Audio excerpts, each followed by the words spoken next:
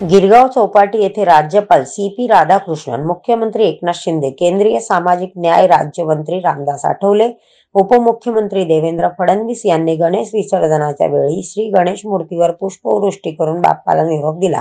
यावेळी विविध देशांच्या दूतावासांच्या प्रतिनिधींनी हजेरी लावली। बृहन्मुंबई महानगरपालिकेच्या वतीने देश विदेशातील पर्यटकांसाठी उभारलेल्या विशेष दर्शन गॅलरीला राज्यपाल, मुख्यमंत्री यांच्यासह इतर मान्यवरांनी भेट देऊन गणेशाची आरती केली। या सोहळ्याचे अद्वितीय दृश्य अनुभवण्यासाठी आलेल्या विदेशी पर्यटकांशी त्यांनी संवाद साधला। मुख्यमंत्री श्री शिंदे यांनी डॉक्टर नानासाहेब धर्माधिकारी प्रतिष्ठानच्या निर्माल्यापासून खत निर्मिती उपक्रमाला भेट देऊन या उपक्रमाचा शुभारंभ केला। आप्पासाहेब धर्माधिकारी यांच्या मार्गदर्शनाखाली सुरू झालेल्या या उपक्रमात 10,000 श्री साधकांचा सहभाग आहे।